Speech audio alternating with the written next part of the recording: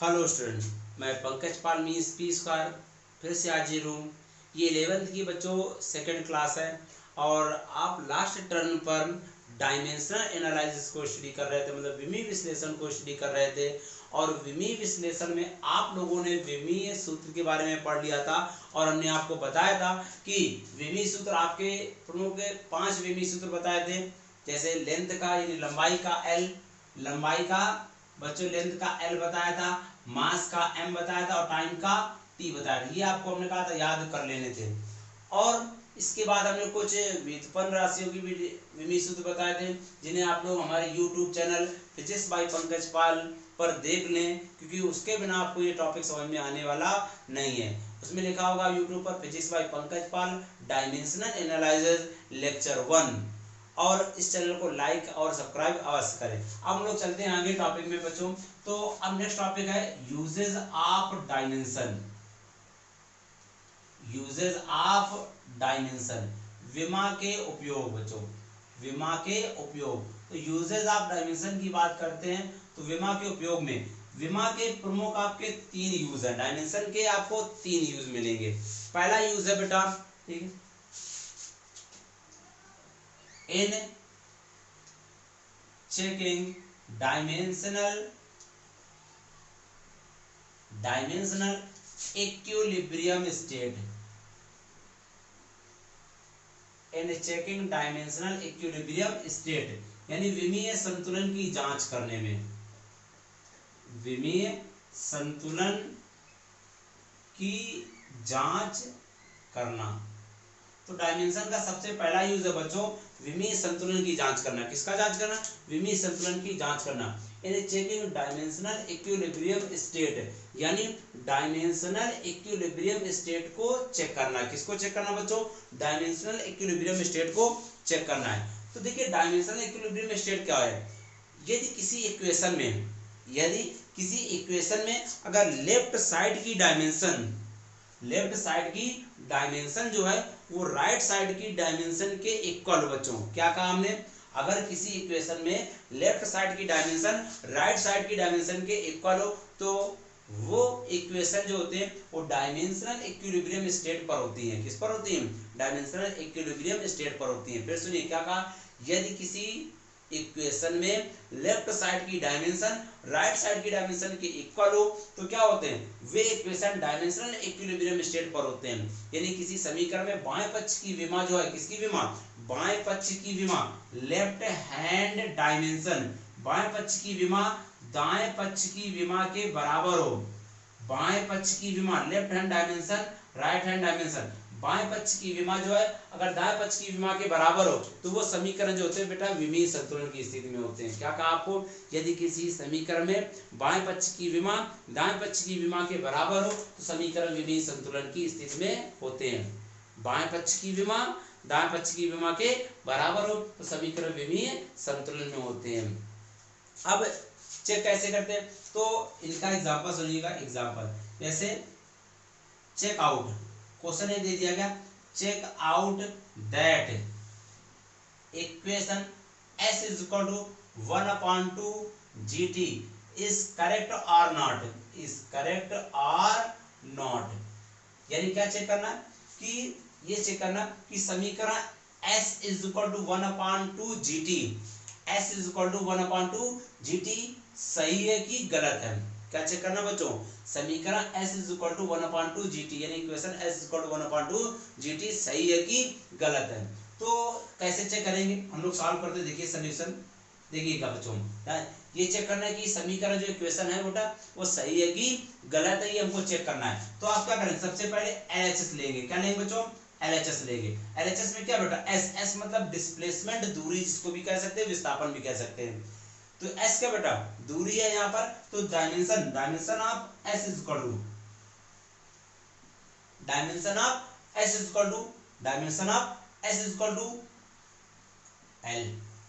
L क्यों? अरे बेटा डायमेंशन ऑफ S मतलब डिस्प्लेसमेंट दूरी विस्थापन की दूरी की डायमेंशन क्या होती है बच्चों? दूरी की विमीय सूत्र की वैल्यू क्या होती है? L होती है। दूरी का विमीय सूत्र L होता है। RHS लो, तो RHS क्या बेटा? 1/2 GT। तो डायमेंशन आप 1/2 GT निकालें बच्चों।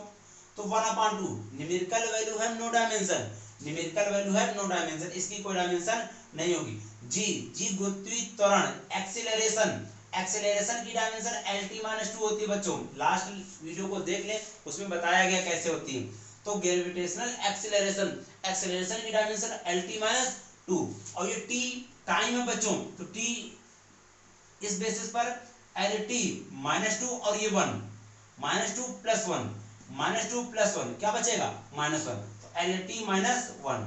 आप देख रहे हैं लेफ्ट साइड की डायमेंशन कितनी बच्चों, L है, लेफ्ट साइड की डायमेंशन L है, और राइट साइड की डायमेंशन क्या बेटा, LT-1। तो आप क्या करेंगे, यहाँ पर LHD does not equal to RHD है कि नहीं बच्चों, मतलब लेफ्ट हैंड डायमेंशन जो है वो राइट हैंड डायमेंशन के बराबर नहीं है।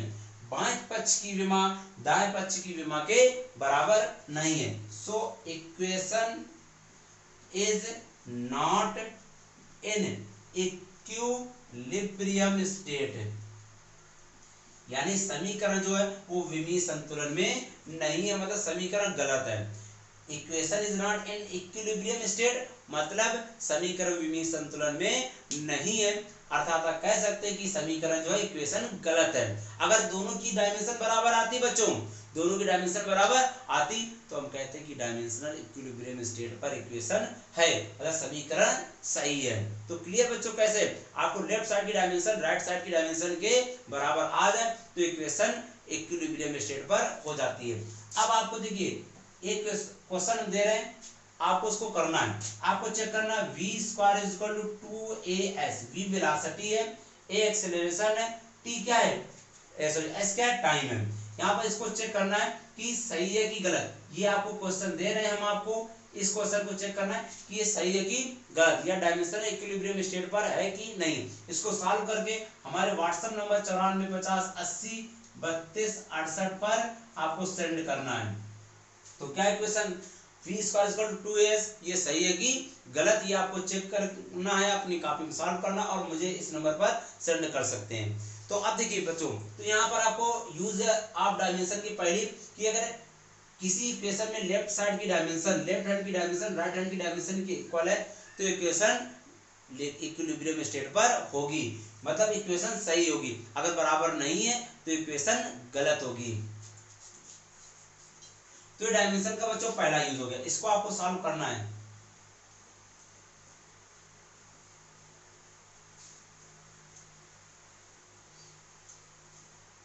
इस नंबर पर आपको व्हाट्सएप करना है। अब देखिए बच्चों, अब हम लोग चलते हैं, देखिए यूज नंबर 2, यूज नंबर 2। तो यूज नंबर 2 दूसरा यूज बहुत ही इंपॉर्टेंट, बोर्ड पेपर तो अब नहीं 11th का होता, पहले जब होता था तो हर साल आता, अब होम एग्जाम में 100% आपको क्वेश्चन आता ही है। तो देखिए यूज नंबर 2 की बात करते हैं। यूज नंबर 2 है डिपेंडिंग, या ये भी कह सकते हैं relation between different physical quantity.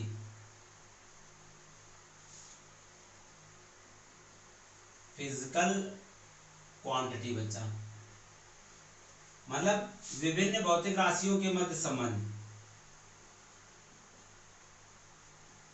भौतिक राशियों के मध्य संबंध, किसके मध्य संबंध, विभिन्न भौतिक राशियों के मध्य संबंध। बहुत ही इंपॉर्टेंट है बच्चों, ध्यान समझिएगा, ये आपको करना होगा और कई क्वेश्चंस आपके बुक में होंगे, उनको सॉल्व करना होगा, तो इसको समझिएगा। तो डिपेंडिंग वाले क्वेश्चन में मतलब relation between different physical quantity, मतलब विभिन्न भौतिक राशियों के मध्य संबंध डिराइव करना है। तो समझिएगा कैसे आप करेंगे। इसके लिए एक एग्जांपल देते हैं, सुनिएगा। जैसे आपसे कह दिया जाए कि force of an object is depend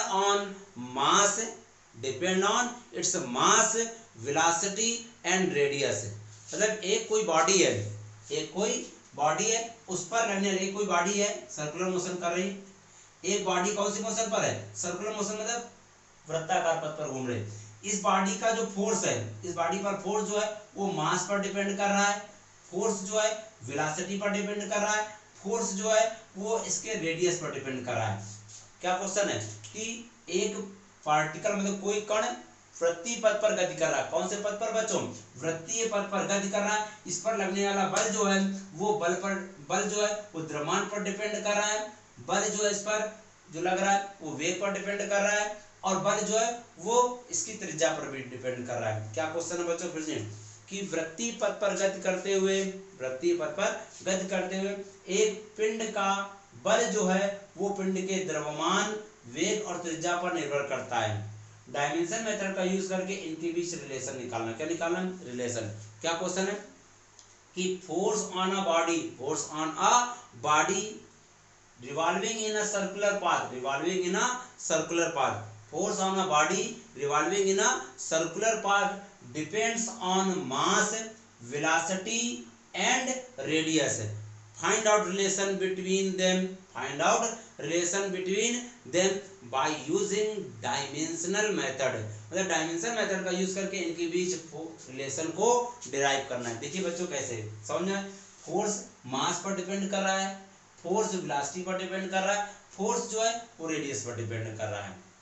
तो इक्वेशन में जैसे कहे कि फोर्स इन फिजिकल क्वांटिटी पर डिपेंड कर रहा है। ध्यान समझिएगा कि फोर्स मतलब जो भी कोई क्वांटिटी का, जरूरी नहीं फोर्स कह दे, कि कोई फिजिकल क्वांटिटी किन फिजिकल क्वांटिटी पर डिपेंड है। कोई एक भौतिक राशि अन्य किन राशियों पर निर्भर है। जैसा इक्वेशन में कहे वैसा हम लोग कर देंगे। जैसे इसमें कहा गया था कि फोर्स जो है मास पर डिपेंड कर रहा है, फोर्स जो है वेलोसिटी पर डिपेंड कर रहा है, फोर्स जो है रेडियस पर डिपेंड कर रहा है। तो हमने क्या किया? फोर्स को मास पर डिपेंड करा दिया, फोर्स को वेलोसिटी पर डिपेंड करा दिया, फोर्स को रेडियस पर डिपेंड करा दिया। जैसा इक्वेशन में कह रहा था वैसा हमने कर लिया। फोर्स यानी बल जो है जिन भौतिक राशियों पर निर्भर कर रहा था उनको हमने निर्भर करा दिया। ठीक बच्चों, अब क्या होगा? जब निर्भर हो जाएंगे तो इसको इक्वेशन 1 मान लेंगे, इसको इक्वेशन 2 मान लेंगे, इक्वेशन 3। ध्यान समझिएगा क्योंकि एक मेथड बच्चों और सारे न्यूमेरिकल्स आपके लग जाएंगे। ध्यान समझिएगा। तो इक्वेशन 1 2 3, अगर चौथी भी इक्वेशन होती डिपेंडेंट की उसको फोर्थ मान लेते हैं। अब क्या होगा बच्चों? यहाँ पर सीरियल से, ध्यान समझना, सीरियल से पावर ए लिख देंगे, पावर बी लिख देंगे, पावर सी लिख देंगे। मान लीजिए यहाँ पर ए बी सी के रूप में कोई पहले होता तो एक्स वाई जेड, मतलब कुछ ऐसी पावर लिखेंगे जो अननोन होंगी, ये आपको पता नहीं होगी, इनको निकालना होगा। पहले तो निर्भर करा देंगे बच्चों, जैसा कह रहा है डिपेंड कर रहा है तो डिपेंड करा दें। डिपेंड कराने का इक्वेशन मान ली जाएगी। क्या मान ली जाएगी बच्चों? इक्वेशन मान ली जाएगी। और जब इक्वेशन मान लेंगे उसका क्या करेंगे? Power A B C D जो भी है पावर्स, उन पावर्स को ड्रा कर देंगे। क्या कर देंगे? पावर्स ड्रा कर देंगे।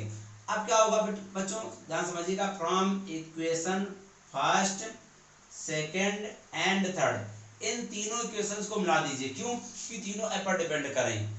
पावर जब ड्रा कर चुके होंगे बच्चों तो इन इक्वेशंस को मिला देना। तो इक्वेशन आ जाए कुछ f प्रोपोर्शनल टू m की पावर a, v की पावर b और r की पावर c। क्लियर बच्चों? m की पावर a, v की पावर b, r की पावर c। यहां से प्रोपोर्शनल का साइन रिमूव करेंगे बच्चों, कांस्टेंट k आएगा। क्या आएगा? Constant k। m की पावर a, v की पावर b, r की पावर c।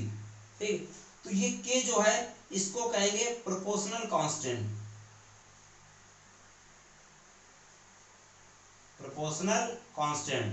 अनुक्रमानुपाती नियतांक। जहां से प्रोपोर्शनल कांस्टेंट आ जाएगा इसको नेक्स्ट इक्वेशन मान लेंगे। 3 हो चुकी थी, ये फोर्थ है। क्लियर बच्चों? पहले डिपेंड कराएंगे, पावर ड्रा करेंगे और उसके बाद इन तीनों इक्वेशंस को मिला देंगे और f इक्वल टू यहाँ पर कांस्टेंट k आ गया बच्चों। तो f equal to k m की पावर a, v की पावर b, r की पावर c, इतनी इक्वेशन निकाल आएगी। ठीक बच्चों? तो f equal to k m की पावर a, v की पावर b, r की पावर c। ठीक है, अब इसके बाद की स्टेप, चौथा समीकरण आ चुका है, फोर्थ इक्वेशन। अब इसके बाद की स्टेप समझिएगा ध्यान से। जितने भी टर्म है बच्चों, इन टर्म की डायमेंशन को रखा जाएगा बच्चों। क्या रखा जाएगा? डायमेंशन की रखे। तो ऑन पुटिंग डायमेंशनल फार्मूला क्या रखेंगे बच्चों, विमीय सूत्र रखो, सबके सबके विमीय सूत्र रखो। तो फोर्स यानी बल, हमने लास्ट लेक्चर में बताया था कि बल का विमीय सूत्र बच्चों MLT-2। फोर्स की डायमेंशन क्या होती है बच्चों, MLT-2 होती है बच्चों। के कांस्टेंट, अनुक्रमानुपाती कांस्टेंट, इसकी डायमेंशन नहीं रखी जाती है। जितनी भी इक्वेशन में आपको प्रोपोर्शनल कांस्टेंट आएंगे, अनुक्रमानुपाती नहीं था, उनकी डायमेंशन को नहीं रखना। तो के छोड़ दीजिए। एम द्रव्यमान, द्रव्यमान का विमीय सूत्र एम, ये सब लास्ट टॉपिक में बताया गया। फोर्स बल, बल का विमीय सूत्र MLT-2, ठीक है। के छोड़ दीजिए। एम मास, मास यानी द्रव्यमान का विमीय सूत्र एम, पावर ए, पावर ए लगा दिया बच्चों। वी वेलोसिटी, वेलोसिटी मतलब वेग, वेग का विमीय सूत्र LT-1। लास्ट वीडियो में बताया गया है, आप लोग कृपया देख लें, ठीक है। वी मतलब वेलोसिटी, LT-1, पावर बी है बच्चों, पावर बी, ठीक है। आर रेडियस, रेडियस मतलब त्रिज्या, त्रिज्या मतलब दूरी। आर रेडियस, रेडियस मतलब त्रिज्या, त्रिज्या मतलब दूरी, दूरी का विमीय सूत्र एल, पावर सी। MLT-2, MLT-2, यहां से क्या आ जाए बच्चों, एम ए, सबके ब्रैकेट्स को आप करें, एल पावर को नहीं पढ़ा जाता, इसको एम ए पढ़ेंगे, L B T minus B L C, M A L B T minus B L C. हमने लास्ट में बताया था कि ये पावर्स नहीं पढ़ी जाती बच्चों, डायमेंशन में जब लिखा होता तो पावर नहीं पढ़ी जाती। यहां तक तो पावर पढ़ सकते हैं, एम की पावर ए, बी की पावर बी, आर की पावर सी, लेकिन डायमेंशन में पावर्स नहीं होती, काउंटेबल्स नंबर्स होती हैं। हमने फोर्स की डायमेंशन रखी, मास की रखी बच्चों, वेलोसिटी की रखी, रेडियस की रखी। अब क्या आ जाए बच्चों, MLT-2 इज इक्वल टू, देखिए एम ए एल, ये पावर, देखिए यहाँ पर पावर्स, देखिए पढ़ा नहीं जाता लेकिन पावर्स का वर्क कर दे, यहाँ पर मल्टीप्लाई में पावर्स ऐड हो जाएगा तो बी और सी, तो एल की पावर क्या हो जाएगा बच्चों, एल बी प्लस सी हो जाएगा, सॉरी एल बी प्लस सी, और टी माइनस बी हो जाएगा। क्लियर। अब यहाँ पर अब स्टेप क्या होगी, कंपेयरिंग द डायमेंशन, यानी विमाओं की तुलना करने पर, क्या करने पर, विमाओं की तुलना करने पर, विमाओं की तुलना। फिर सुन लीजिए क्या, पहले डिपेंड करा देंगे, निर्भर करा देंगे, इक्वेशंस मान लेंगे, पावर लिख देंगे, इन इक्वेशंस को मिलाएंगे बच्चों, इन तीनों को मिलाया हमने, ठीक। कांस्टेंट आ गया, कांस्टेंट के बाद विमाएं रखी हमने, डायमेंशन रखी, तो फोर्स की डायमेंशन, मास की डायमेंशन, वेलोसिटी की डायमेंशन, रेडियस की डायमेंशन, उसके बाद सॉल्व करते रहे, ये इक्वेशन MLT के रूप में निकल आए।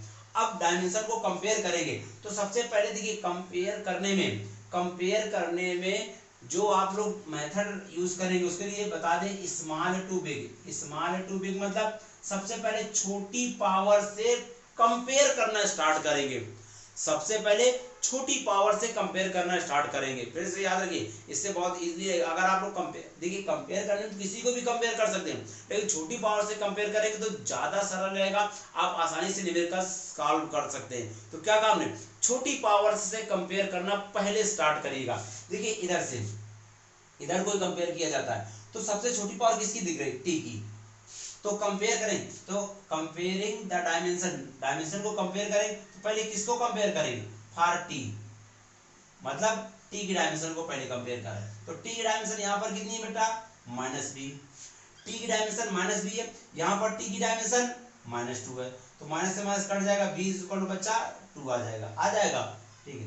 अब टी के बाद किसको कंपेयर करेंगे, टी के बाद टी से बड़ी किसकी, m की पावर दिख रही, सबसे पहले देखिए हमने क्या कहा, सबसे पहले छोटी पावर्स को कंपेयर करेंगे, उसके बाद बड़ी पावर, तो फिर टी के बाद m को कंपेयर करेंगे, तो फॉर m यानी m के लिए, m की पावर यहाँ पर a है, यहाँ पर m की पावर a है, और यहाँ पर m की पावर 1 है। फिर समझो, यहाँ t की पावर -b थी तो t की पावर -2, m की पावर a है, मतलब a है यहाँ पर पावर, यहाँ पर 1 है, 1 लिख दिया। अब क्या बचा, और एल ए की बचा, पहले टी की फिर एम की फिर एल की। अब बच्चों ये मत समझना कि हमेशा टी की और फिर एम की फिर एल की, हमने कहा छोटी पावर से शुरू करते, इधर देख करके, तो फॉर एल, एल की पावर कितनी है, बी प्लस सी, यहाँ पर एल की पावर कितनी बच्चों 1 है, 1 लिख दिया। तो b की वैल्यू कितनी निकाली, 2 plus c is equal to 1। 2 को ट्रांसफर कर दो, c is equal to 1 minus 2, c is equal to minus 1 आ गया। तो c की वैल्यू निकल आई, a की वैल्यू, b की। और हमारा टारगेट ही होता बच्चों कि जो पावर्स अपनी तरफ से हमने चढ़ाई है इनकी वैल्यू को फाइंड आउट करना। जो पावर्स ड्रा की जाती है उन पावर्स को आपको सॉल्व करना है, मतलब फाइंड आउट करना है, ये हमारा मेन टारगेट है। तो ए बी सी की वैल्यू निकाले, ए की वैल्यू 1, बी की वैल्यू 2 और सी की वैल्यू -1। ये जो वैल्यू आई है बच्चों उनको फर्स्ट सेकंड थर्ड को मिलाकर इक्वेशन जो आएगी फोर्थ में रख दो। क्या काम है, जो वैल्यू ए बी सी की निकल कर आई है बच्चों, ए बी सी की वैल्यू निकल कर आई है, उनको रखना कहाँ है बच्चों, उनको उस इक्वेशन में रखना है जहां पर कांस्टेंट हो। बेटा क्या हो, कांस्टेंट लाया है, ये कांस्टेंट लाया गया। तो आप इनकी वैल्यू को रखो। तो on placing the value of A B C in equation fourth, क्या काम है कि इक्वेशन फोर्थ में आप एबीसी की वैल्यू रख दो। किसकी वैल्यू रख दो, एबीसी की वैल्यू रख दो। तो फोर्थ इक्वेशन क्या बच्चों, f equal to k m की पावर a v की पावर b r की पावर c।